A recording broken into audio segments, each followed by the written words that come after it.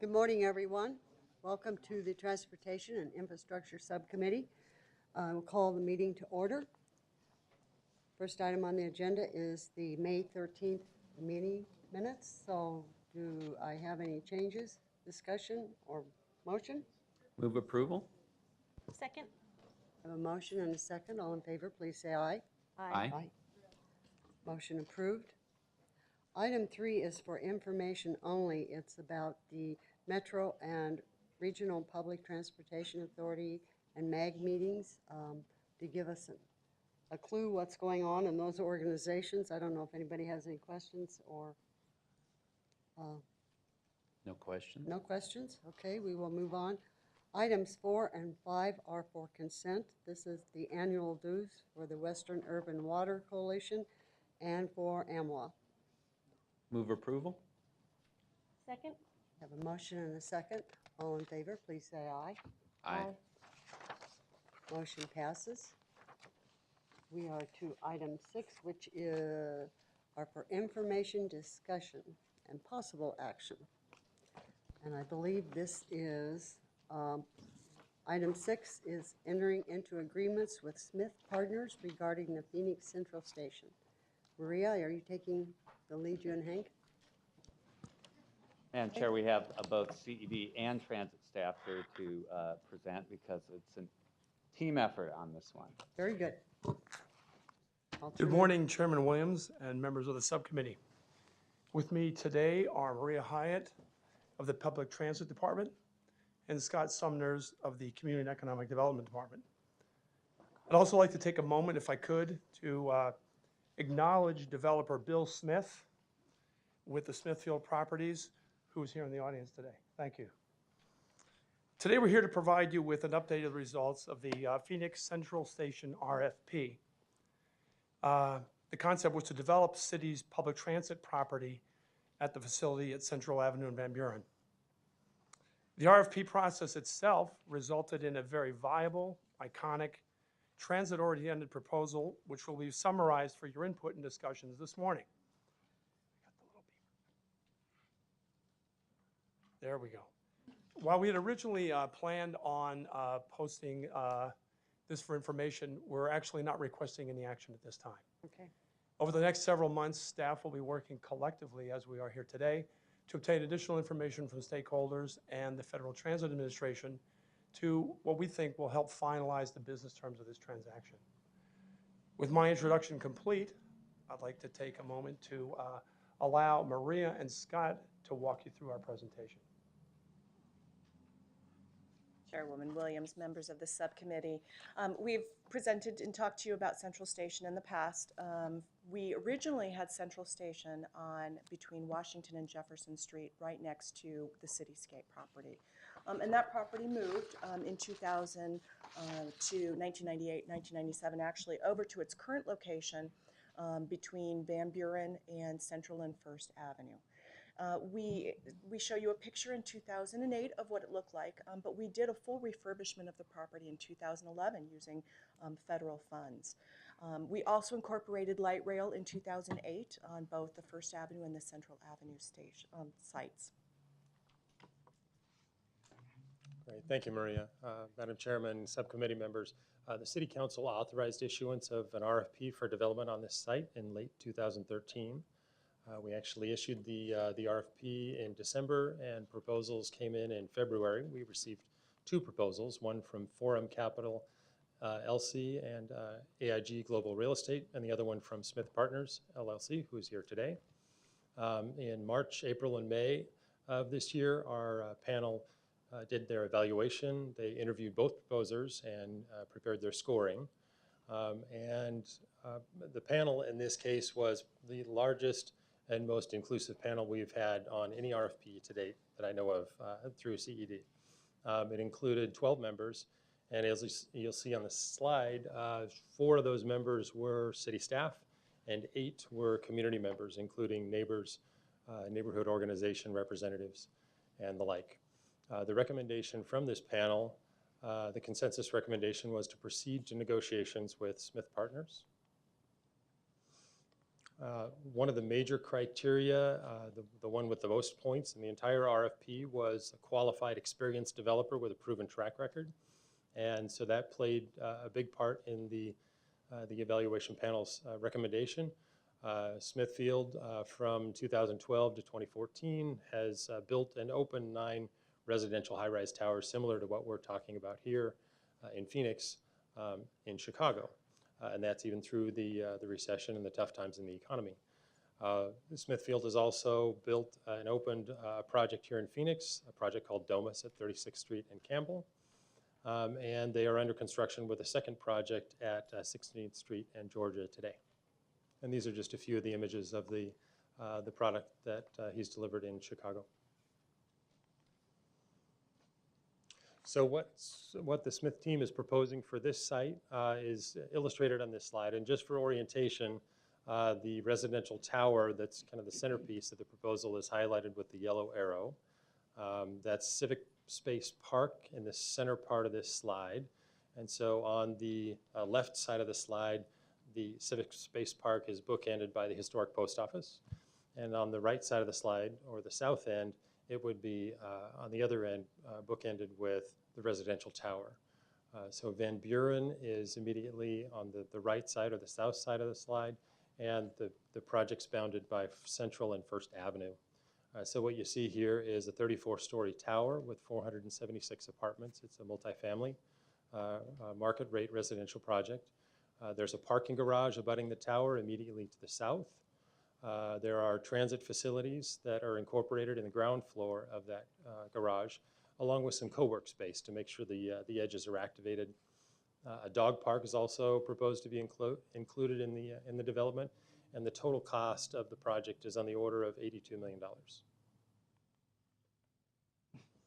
Another part of the proposal that the evaluation panel noted was the level of specific information and detail that was provided in the proposal. So the graphic on the left just tries to illustrate that. This is a pedestrian and vehicle access to the site, a diagram that just illustrates how that happens. In the upper right-hand corner of this slide, you see the tower on the left, the garage with an amenity deck, including a swimming pool up on the top level, and then down at the street level is where the retail, commercial space and transit offices would be. On the right-hand side, on the bottom of the slide, is a shade canopy that is proposed as part of the project for the buses that pull up along Van Buren Street, providing some additional comfort for passengers. All right. All right, I'm actually going to move. I will move past this slide because I think it's easier to look at the map. So just to emphasize, and I can never remember if there's the thingy or not. Oops, see, this is why they don't let me do these things. On the site, we have obviously our bus facilities coming through. Our buses come through the site. You can see the rectangular building in about the center of the property. That's really where our passengers buy their tickets. We have Lost and Found. We have Transit Enforcement Unit, who's the police department, provides our security and office space in this location. We fill our orders for selling our media, et cetera. So what we told any of the proposers was that function, all of those functions needed to be relocated and continued on this site. But what this map shows also is that for any development, we can move our buses, and we have experience doing so. So in the first picture that we showed, the transition from the 2008, the way Central Station looked, to the refurbished site, during the time that we did the refurbishment of the facility, we had to move all of our buses and our facilities out. So we have experience, and what we just wanted to show you was how we would do this. And it's a lot of boxes, but we do have opportunities throughout the surface streets to be able to move our buses. There would be no impact to light rail. That was a requirement of the request for proposals, and it would be a requirement for the potential developer. Then also, really, what we do see is that, you know, we question on why would you want to move your buses. Any additional movement of buses, any additional mileage for our buses adds in cost. And so to provide the most efficient surface for us, actually moving those turns out makes absolute sense for us. And so what we just wanted to show was that by having our buses on the surface streets And by that amenity that's provided by the shade canopy, we're actually improving our service, reducing our costs, and providing that shade that we currently have for our passengers, but intensified by the proposers, what the proposer has offered on Van Buren Street. So we do have experience moving. We will be able to provide all of our passengers with the current services they receive in Central Station through this proposal. All right, thank you, Maria. So we are still in negotiations with our developer for business terms. There are several moving pieces, and this is a large, complex development. Essentially, boiled down in a nutshell here, the developer is going to be required to build the project as specified, including the tower and the garage and transit space, on a certain schedule with specific deadlines for permits and commencing and completing construction.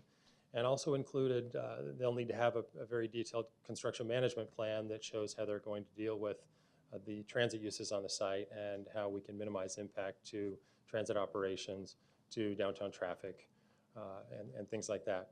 The developer's also going to be required to provide some replacement space. Right now, there's a building on site that's about 4,500 square feet that has uses like ticket stock, lost and found, that will need to continue to be on site. So as part of the proposal, the developers proposed to include that within the footprint of the project. The city and the developer will enter into a lease, and we've still got to come to agreement on all the terms in that lease. The city will receive annual payments from the developer, and what we're talking about right now is some kind of a minimum threshold that the city needs to receive. And then on top of that, there's a revenue sharing formula where if the project does well, then the city would benefit from that along with the developer. So it's a great approach. The city would be required to relocate operations for public transit prior to construction starting. The city would need to facilitate all the coordination with all the transit agencies like Valley Metro, the RPTA, and the FTA most importantly.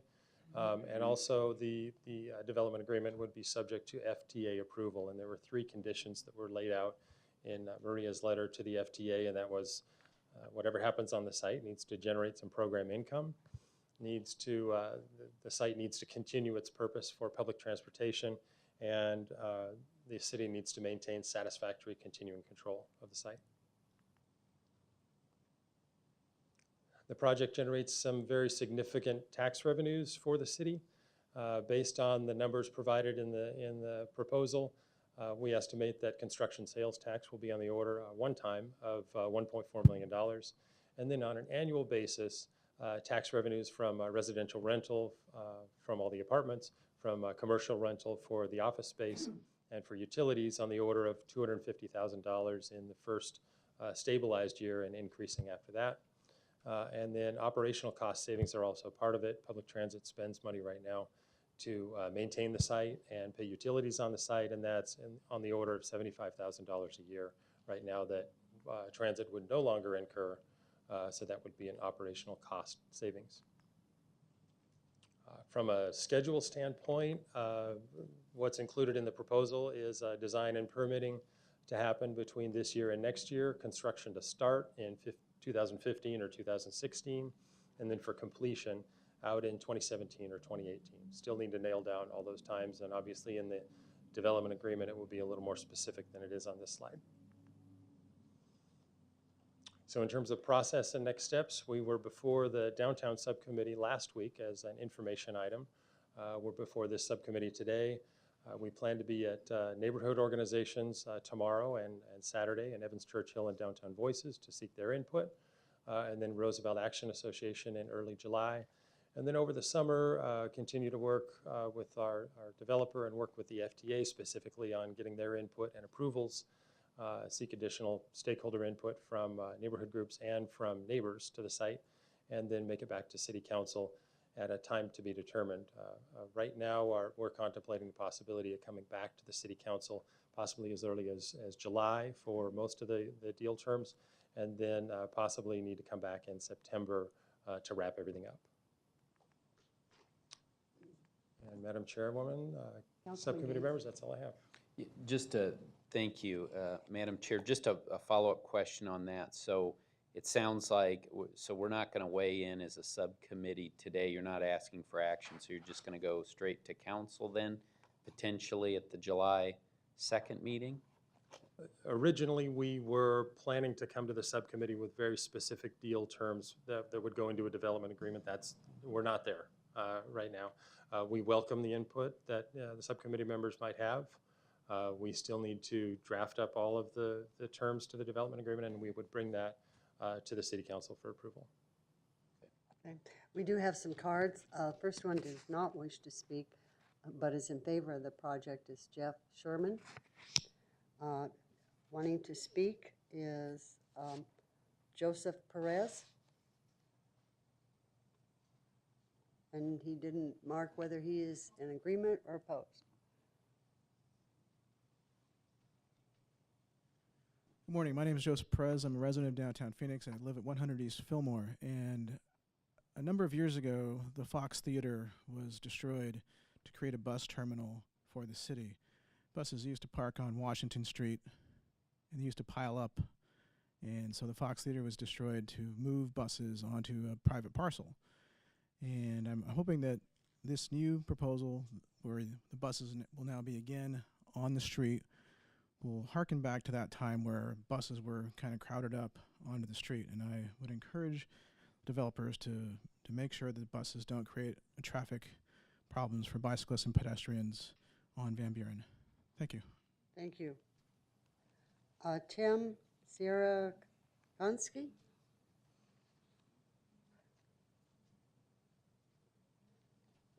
Good morning, Tim Sierakowski. I have a couple questions. How much was the property appraised for? Do you have the numbers? It was appraised at just over $6 million, which included the facilities on the site also. And how much revenue do you think is this going to generate per year then?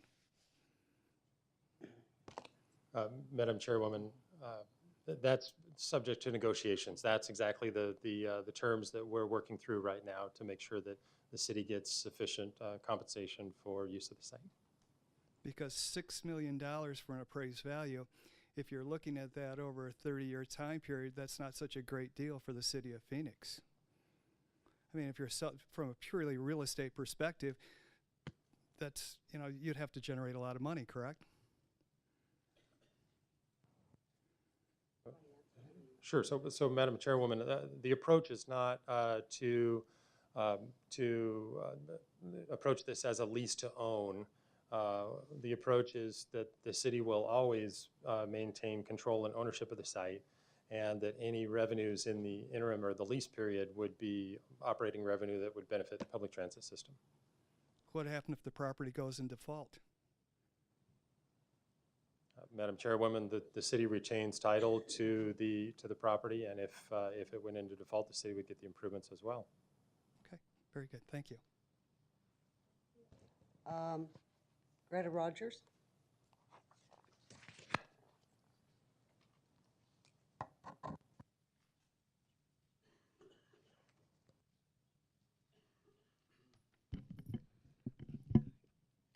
Good morning, members of council. My name is Greta Rogers, and my comments follow up on what Tim asked. Who did the appraisal? And when was it done? Madam Chair, I do not have the information on who the appraiser was. It was done by the city. It was requested by the city.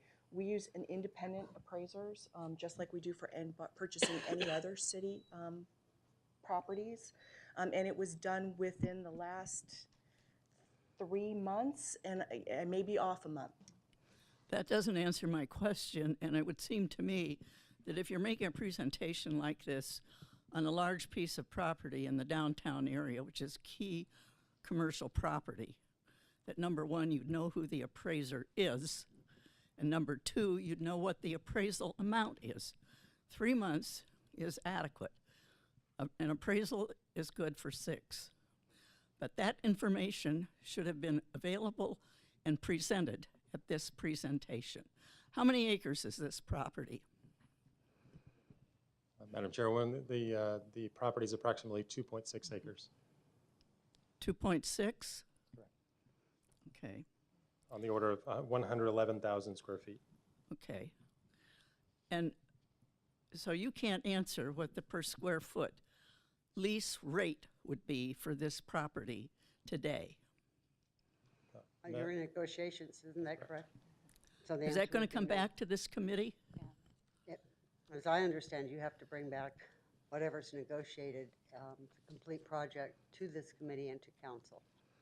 Okay, I want this to come back to the committee, but not as somebody understands or hopes. It needs to come back with all facts accurately presented. And the reason I have grave doubt about this is because the city very recently basically gave away Phoenix Muni in a $24K a year lease to ASU. That's $2K a month. That's asinine. That may have been accurate in 1950. This is 2014. That's 70 years hence.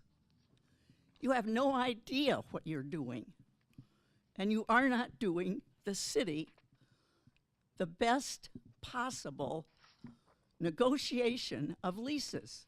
Secondly, you've leased Papago Golf Course for $200K. I don't know how many acres it is, but it's a prime location and a developed golf course. I have serious question about your credentials and methods of negotiating these leases on terms that are value placed today. Thank you. Thank you. Members, do you have questions? I have comments. Okay. All right, and some questions. So my understanding is in 2008, the original bus station depot was moved. Was it moved in 2008? It was actually moved in 1998. Okay, in 1998, but it landed in 2008 on Van Buren?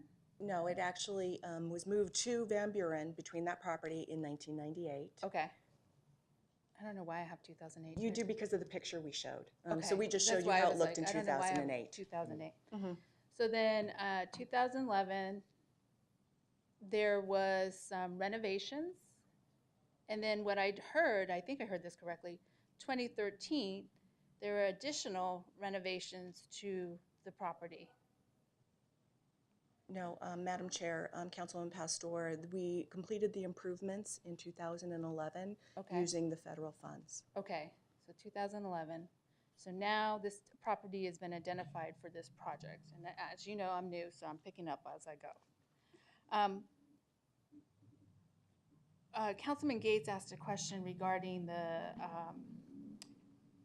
the terms.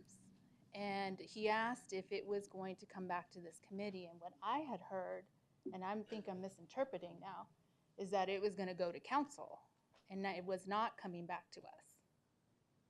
I think we just changed that. Okay, I just want to make sure. I want to be clear on it. Is that it's coming back? Yes. Okay. Madam Chair, we will be back to you. We will work on a time to bring back this item back to you. And when it's presented, I hope it's with all the negotiations and to be able to see and know what we're really going to vote on. So, thank you. Other Councilman Gallegos? Could you go back to the slide that shows the, I think it's the One West moving the new route? And could you talk about how many, so my understanding is it will pull into the property under the shaded canopy, or it will be on Van Buren? And then could you talk about how many buses you have space for if there is more than one, and sort of address Joseph Perez's concern as well? So Madam Chair, Councilwoman Gallego, your question really is about how where it would be relocated. This was just, we would be looking at where the final locations would be. However, this was a proposal that we could move it over onto the northeast corner of Van Buren and Central as a location spot. And would it be going under a canopy on the property outside of the street when it picks up proposals under the passengers under this proposal? That's in front of the hotel, and that is not under the canopy. What is proposed for the canopy is our property fronting Van Buren between First Avenue and Central Avenue. So we'll just go back. I'm sorry for bouncing, because I think it's an excellent pick. Ooh, there it was. So this rendering shows the city public transit department's property. And so it's bounded by the Central Avenue and First Avenue with that canopy on our property and covering a good portion of Van Buren, which would then, provide the location for our current bus stops, as well as any relocated bus stops that will be stopping on Van Buren over that stretch of Van Buren. And so how many buses can it accommodate at once? Are we worried about backups? We would be looking at all of that as we make the final determination to make sure that we had the timing correct on all of them so that we wouldn't have the backup. You obviously do not want to block Central Avenue or First Avenue as you're doing this, and so that would be worked through to make sure that we had queuing space as well as passenger queuing space for all of those relocations. And then in terms of bicycle infrastructure on Van Buren, any changes expected or around this project? Madam Chairman, Councilwoman Geigo, not anticipated at this time, but that's part of the negotiations. We are fully committed to having a walkable, activated streetscape, and that could be a part of that. Wonderful, thank you. Certainly like to see that. Madam Chair, Councilwoman Gallego, bikes are an important part. I mean, we carry passengers, but we carry more than 1 million bikes every year on our buses. And that's just our buses. That's not including light rail. And making sure that we have the wide sidewalks in order to accommodate the pedestrians and the bicyclists is absolutely important to us. And we would be working through to making sure that we had enough space. Thank you. Councilman Gates? Thank you, Madam Chair.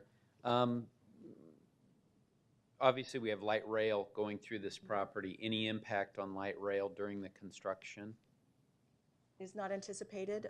We would make sure that that didn't occur, that the construction would occur on the site, and it was part of the development requirements that there's no impact to light rail.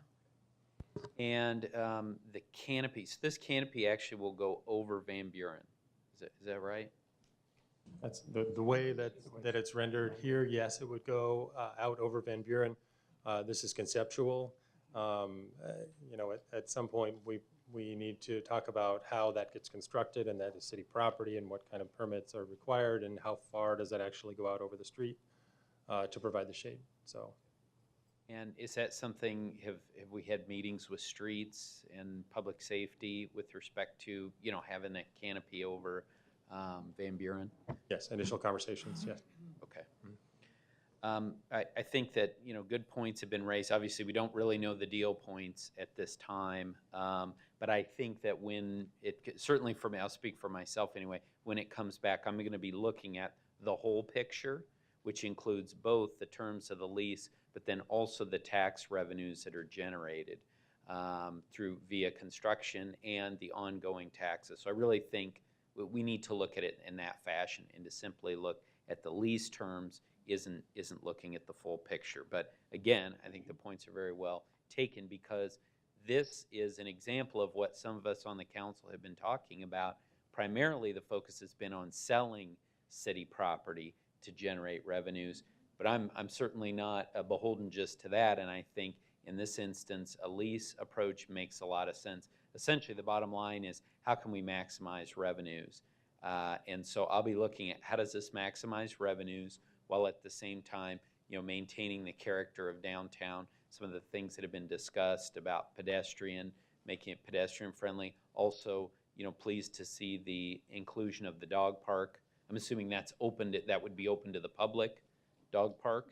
And I think that can also be a benefit. Obviously, we've had a lot of discussions here about the need for desire for additional dog parks in downtown. So good start. And also very excited to see a developer of the caliber of Mr. Smith involved in this project. I think that bodes very well. Someone with experience with these type of towers in Chicago. But again, I'll reserve judgment until we see the full deal points. But thanks for your work on this up to this point. I think it's an exciting project, the type of project that we need in downtown Phoenix. Thank you. Thank you. Maria, do we have federal approval to move forward? Because I know this was built with transit money, and I believe that they have to review this project and give approval for us to do this type of transaction. Madam Chair, you are absolutely right. We have spoken with FTA about this, but it is contingent upon their approval, and that includes the deal points. So until we have the deal points, I cannot go and present that to the Federal Transit Administration. So that anything that council approves is also contingent on Federal Transit Administration's approval. Do we have to show that we are making a very same or similar investment as the money that was put into the project by them? Madam Chair, first and foremost, FTA is going to look to make sure that this, that the City of Phoenix and the City Council believe that this is a best use or best use for the property that still provides the continuing control as well as the federal government's investment in this property. So first they will be looking at that. They will also then be looking at the payback of the property. So if there's that they want to make sure that their federal funds receive a return on investment as well as that continuing revenue stream that goes back into Transit Department. We can then use that continuing revenue stream for operations and capital for transit uses for the future. So it helps us augment and provide additional service that we would not have been able to provide otherwise. So when you bring this back to the subcommittee, as I'm sure you will include the details that are in the agreement that ensure the FTA will be happy? Madam Chair, yes, we will. Thank you. Are there any other questions or comments? Okay, we look forward to having you come back as soon as possible. Thank you very much for the presentation. Thank you. I want to apologize to Dee Dee. I skipped right over item 3. Did you still want to speak on it? Okay.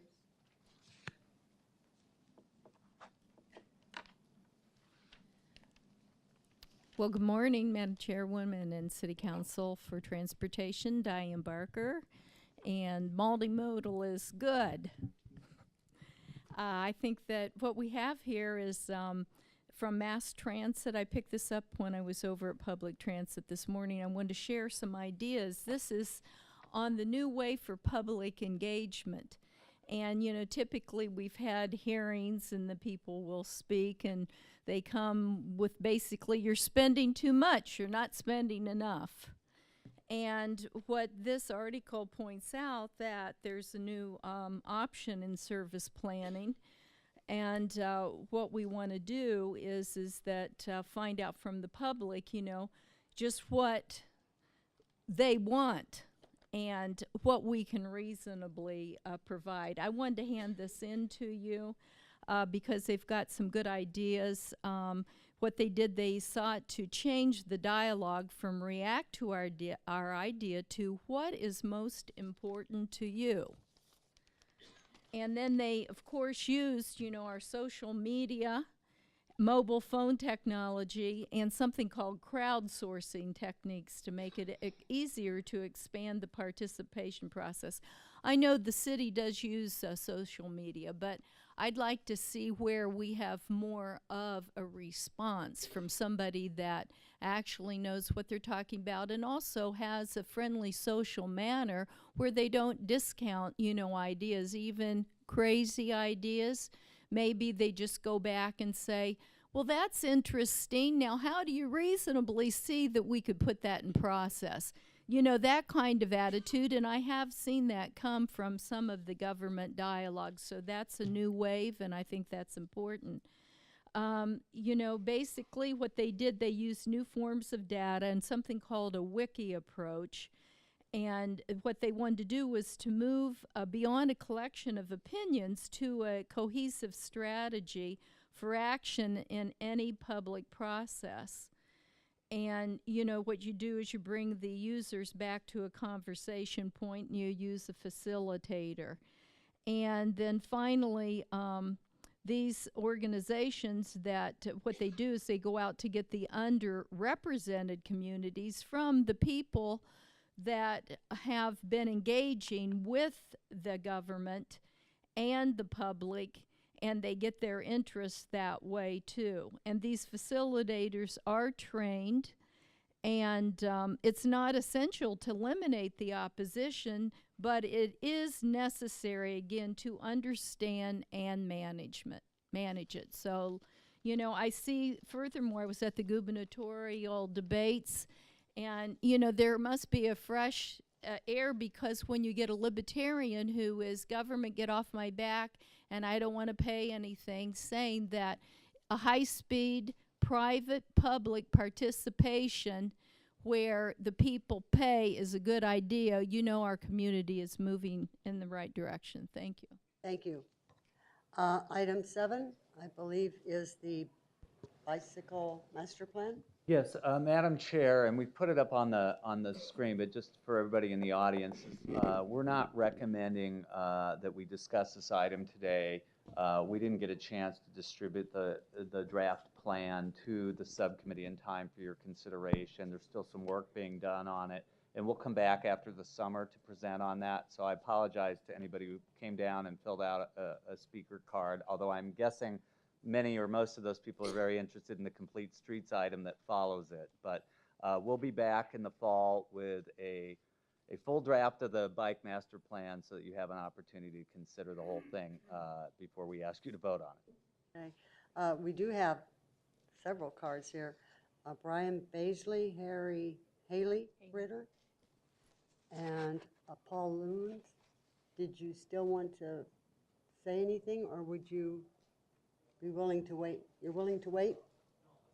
Oh, all right. Hi, Madam Chair. My name is Haley Ritter. I'm very excited about this bicycle master plan.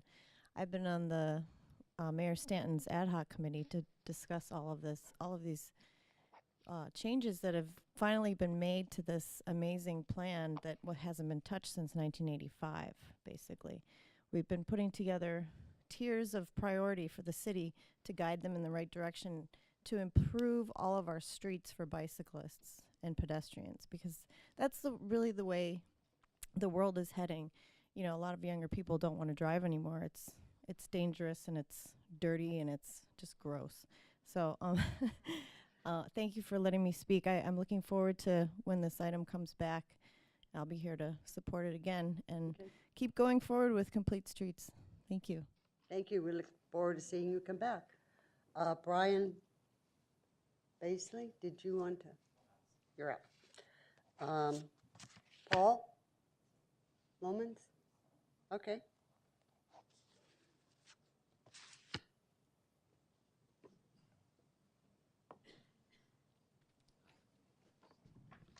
Good morning, Madam Chairwoman. Thanks for having me here.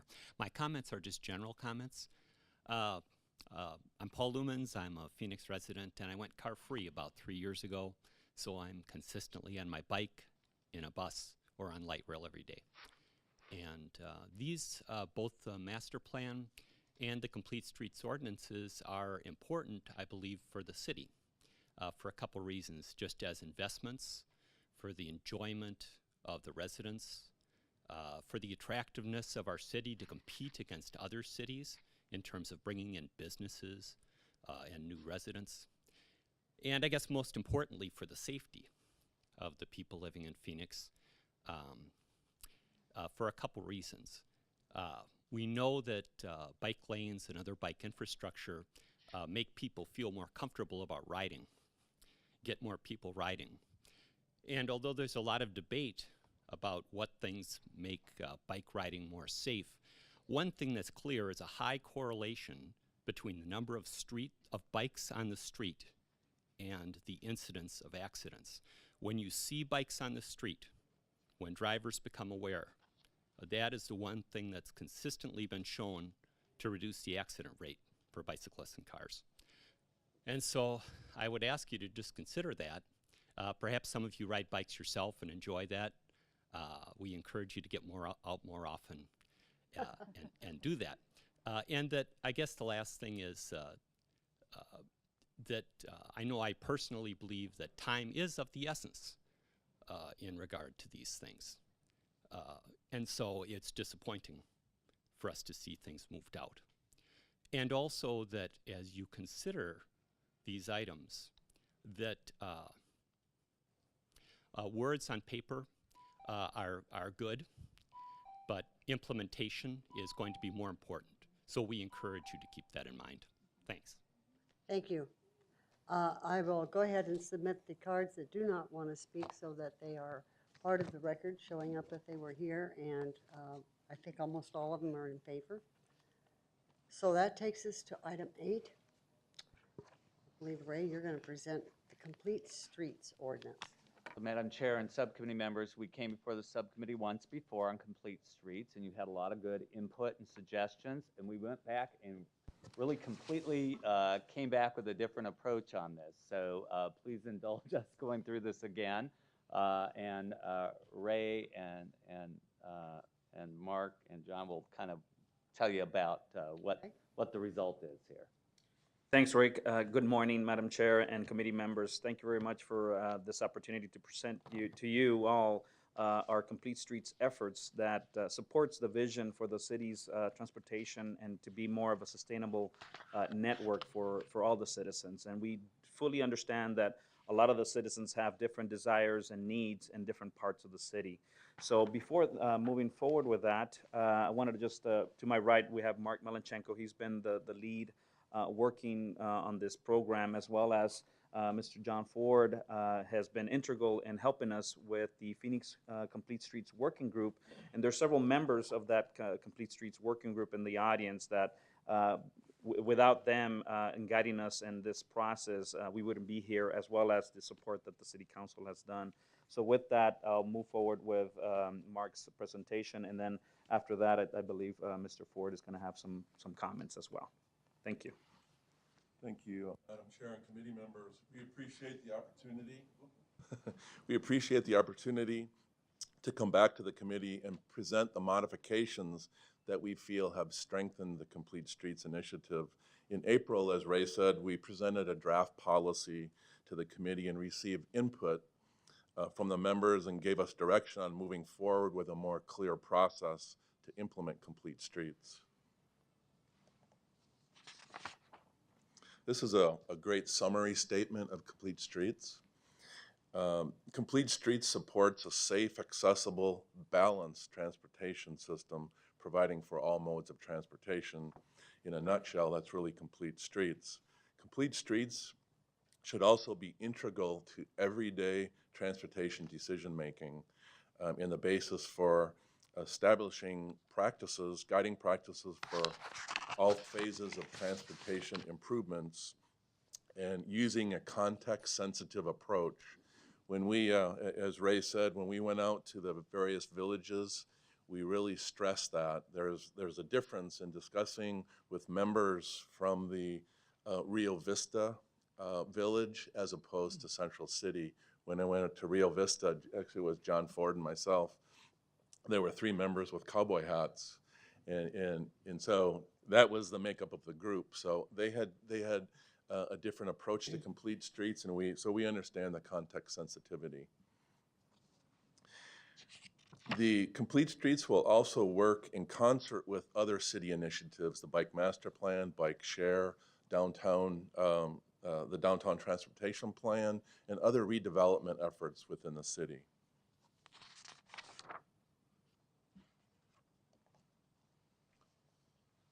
The Phoenix Complete Streets Working Group has been instrumental in outreach efforts for Complete Streets, which have resulted in endorsements from a long list of organizations. In addition, staff and members of the working group presented, as I said, to all 15 VPCs, the Development Advisory Board, and Planning Commission. The guiding principles for Complete Streets initiative were unanimously approved. They were part of the initial policy discussion. And at this point, I'd like to hand it over to John Ford for a few minutes to discuss about the Complete Streets Working Group. Thank you, Mark. Madam Chair, members of the subcommittee, I believe you've heard this story a little bit before, but I think the Complete Streets Working Group is headed towards its almost 2-year anniversary as a group together. We've had a fantastic conglomeration, if you will, of residents, planners, community impact and health experts, city staff, and members of pedestrian, cycling, and transit advocacy groups who have been part of the Complete Streets Working Group and have really worked hard at putting together the initial policy. I think I mentioned to you last April that we didn't so much write it as we did steal it from the other cities who have been very successful at putting together Complete Streets policies. We brought that policy before you last April. I almost feel as though at this point we should welcome you as honorary members of the working group. Thank you for your input last April. We're really excited about what came of that input, and I know Mark's going to walk you through that now.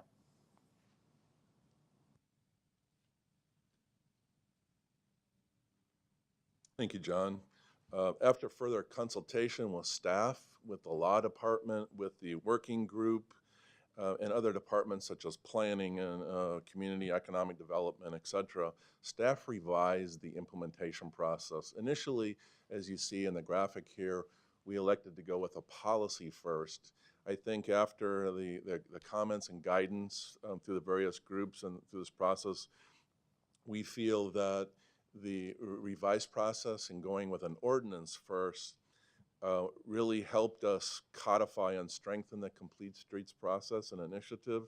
This helps us establish both the guiding principles, which are the foundation for Complete Streets, as well as establishes the Complete Streets Advisory Board, which helps staff and provides recommendation and guidance through regarding Complete Streets items.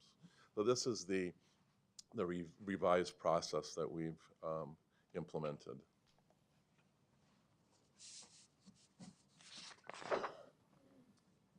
And so if we briefly talk about each of the ordinances. First, Ordinance S establishes guiding principles, which lays the foundation for the Complete Streets efforts.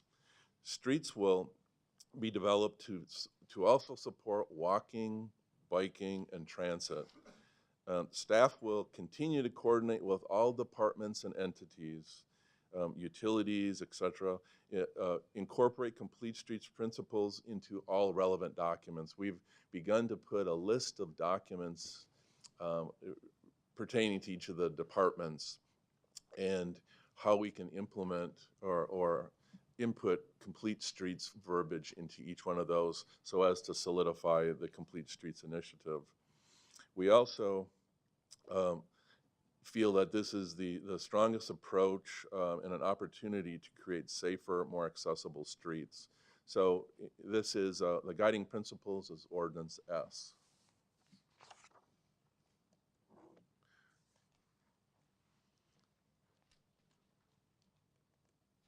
If we go to Ordinance G, this would create the Complete Streets Advisory Board, which consists of 11 voting members and 7 non-voting members, which are our city staff representatives from various departments. The board would create the Complete Streets Design Manual with staff and develop performance measures and provide guidance on prioritizing CIP projects and recommendations to City Council on items concerning Complete Streets.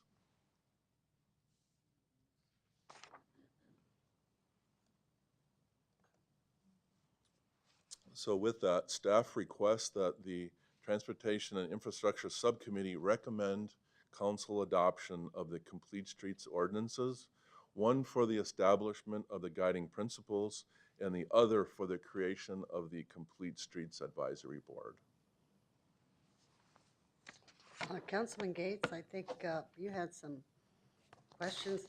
Our last time we reviewed this, do you have any suggestions?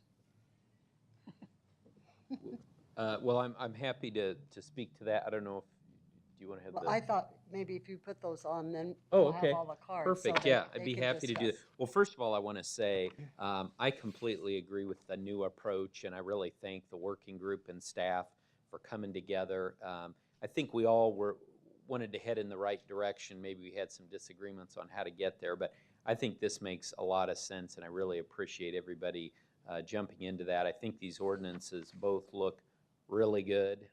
Just a couple things I might throw on the table. And this is the lawyer speaking? This is, you know, unfortunately, I can't detach that part of me. You know, I've tried. It's just impossible. So, so kind of looking at a couple things on Ordinance G,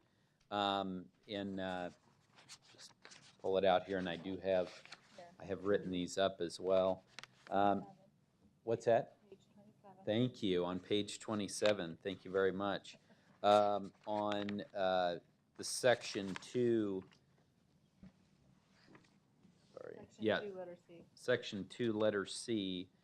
Vacancies for the remainder of an unexpired term shall be appointed by, and I've just suggested the change to be the council member who appointed the initial term, so I'd propose that.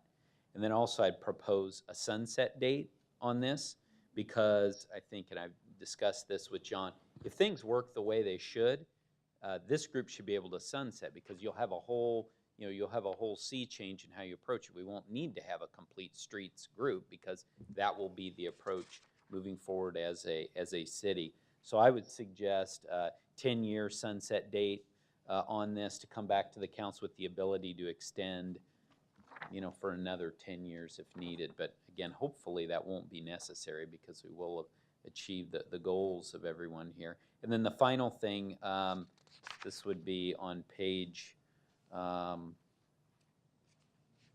trying to get these. So this is on page P3.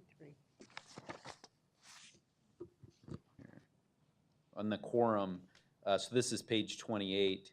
Just clarifying that quorum means voting members. It currently states appointed members, so voting members, to make it clear that that doesn't include both those appointed by the council, mayor and council, and the staff, but simply the voting members. So those would be my 3 suggested changes. Okay. And with that, I'm going to go to the cards, and that way they can address what's been presented, not only by staff, but by Councilman Gates. Marvin Rochelle, would you like to go first, please? Can you turn my mic on, please? You're on. Oh, okay. Good morning, everybody. Everybody knows me quite well here in the city. I've been here a short time, 70 years. This is my home, even though I'll never be a native. The things that I want to bring up is very important to me and a lot of other people. I am not talking as a member of the Maryvale Town Council. I am talking as a citizen at large. When I brought this up 2 months ago, I did not get an adequate answer. I went out that door, and 2 gentlemen grabbed a hold of me out that door, and they said, quote, "You will never be allowed to ride in a bike lane with an electric wheelchair." They wouldn't give me any reasons other than it has to be manual powered. Well, any manual powered bicycle, if they're out for enjoyment, rides at about 4.5 to 5 miles an hour. This will do 8 miles an hour, which is certainly adequate to ride in that bike lane. It is against my constitutional rights, and I get very quirky when it comes to my constitutional rights, to be told I can't do something that there is no adequate reasoning to be illegal. Thank you. Thank you, Marvin. Staff, this morning on my way to work, following up on what Marvin just said, there were bus stops, and it's one of those where there's the median, then there's a street for the neighborhood, and then there's the main arterial. I noticed at the bus stop, the only way you can get on that bus stop is you have to go through the street, come around the corner, because the only ramp allowing a wheelchair is in the front. So I don't know if this is something you want to include in the complete streets package, but I think he has a very solid point. The only way to get to that bus stop is through the street. So either you have to put a ramp in from the backside as well, or you have to make some type of accommodation, but I would like to have you review that in the future. Can't be the only one in the city that I happen to notice. Yes, Thank Madam you. Chair. Feliciano Perez? And Madam Chairman, while he comes up, I have a question that I would love to ask for some of the people who are commenting. I had, before I was elected to the City Council, had the pleasure of chairing the Environmental Quality Commission when we were the first group to ask the city to develop a complete streets policy. And one of the things that was a real priority for the commission, and I think citizens broadly, were metrics to ensure success in this area. And so the revised policy asked the board to come up with new metrics within 2 years. And we did have proposed metrics at the last meeting, which included the number of people using active transportation to get to school, some safety metrics about pedestrian and bicycle accidents that I thought were very solid metrics. And so I'd just be interested in hearing from the public about whether we should wait 2 years or what they think is the appropriate, because I do have concerns about delaying that further, so having been involved with it already for several years. But please use your time as you see fit. Thank you, Councilwoman. Madam Chair, members of the subcommittee, my name is Feliciano Vera. I am the chair of the city's Bicycling and Pedestrian Ad Hoc Task Force, and I'm here in favor of the Complete Streets Initiative. I would have loved to have had item 7 on the agenda, but understand that we need to make sure that we've got everything reviewed and ready for you before we move forward with adoption. Having said that, I want to kind of call your attention to one of our guests in the audience here, a gentleman by the name of Dave Tapley. He is the kind of picture of the kind of talent that we are working to attract to this city, and the kind of talent that that embraces the work that this subcommittee is considering right now, and the work that's been undertaken by the Complete Streets Task Force. Dave is a gentleman from the UK. He's a programmer. He lives a car-free lifestyle, car-light lifestyle in the central city, and so he is one of those members of the millennial generation that wants to be here. One of those folks that Kiplinger's calling out, that's coming here. We were noted towards the end of last month as being one of the top 10 cities for new college graduates and young adults. But earlier this week, Bloomberg also noted that we do a pretty good job, a brisk business of exporting our talent to Silicon Valley.